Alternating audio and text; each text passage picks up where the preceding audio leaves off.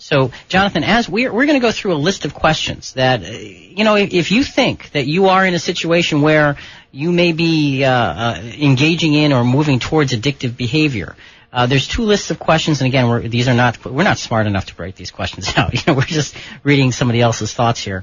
What does your addiction do for you? And then evaluating the price of the addiction. All right, first point. What bad feelings or moods does this behavior help me cope with?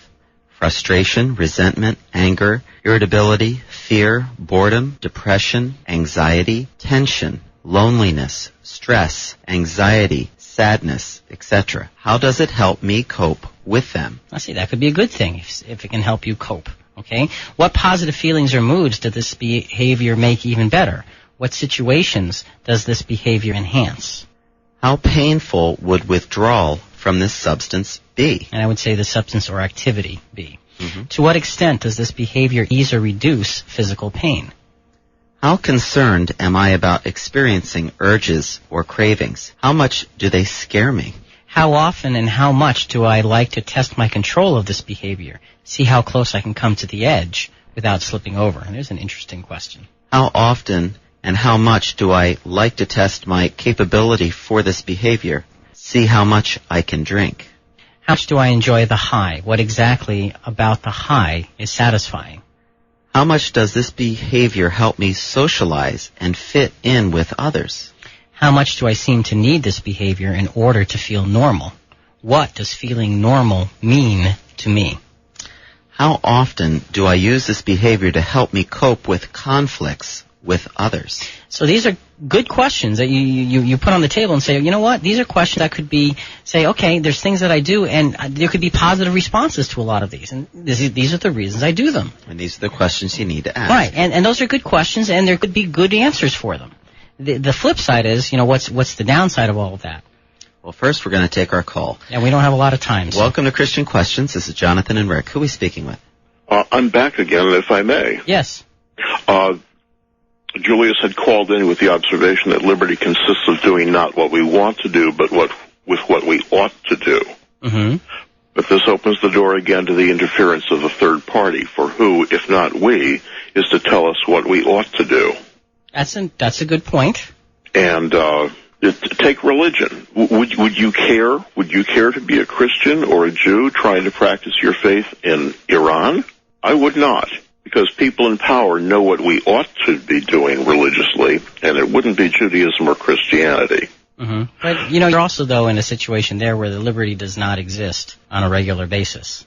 Right, and I'm saying then that that's the problem with the definition brought in by Julius, that the question of ought means somebody's going to decide what the rest of us ought to be doing. Mm-hmm. Well, and it they're talks about the pursuit of happiness. Well, and that's subjective to each individual, isn't it? Yes, it is. Right. And that's a matter of people pursuing what they want rather than what some interfering third party says we ought.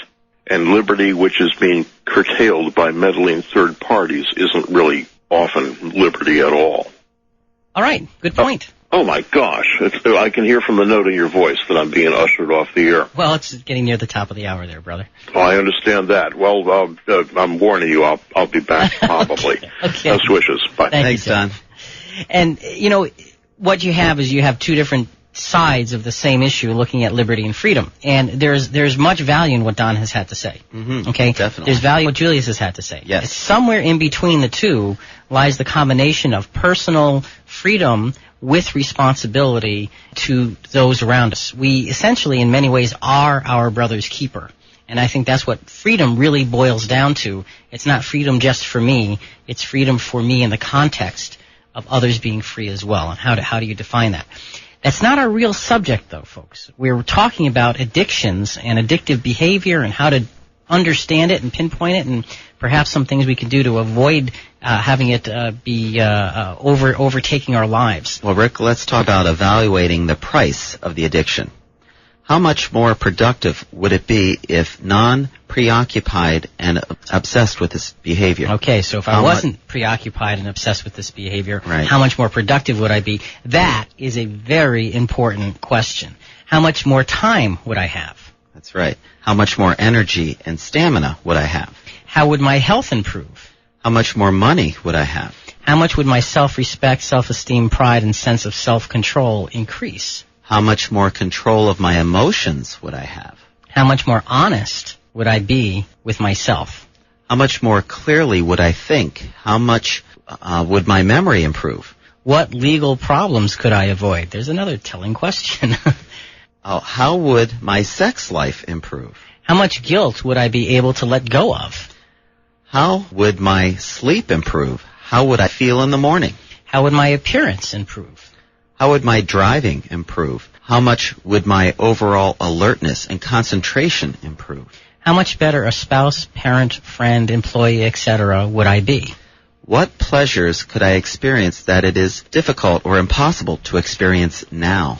Now, see, when you look at these two lists, Jonathan, the first one's, was drawing out the good things that could come from behaviors that help us to cope. And, it asks the questions, well, why are you doing this? What are the benefits? What are the reasons why continuing this behavior is a good thing for you in your life, even outside of the judgment of others? In the second list of questions, it really focuses on what about me? Is doing this, that, or the other, engaging in this, that, or the other activity, taking in this, that, or the other substance, is this helping me to be more honest with myself, to have energy, to be a contributing individual, to be loving and compassionate? Is it helping me to feel good, to have energy, or is it taking away from all of those things? See, that's the price. And when you look at the price, you have to ask yourself, is this price a price that I'm willing to pay in relation to the return that I'm getting? Folks, we're talking about, is it a choice, or are you addicted? In the second hour, we're going to look at some scriptural principles that help us to deal with such things. For Jonathan and Rick, this is Christian Questions. We'll be back after the news. Until then, is it a choice, or are you addicted? Think about it.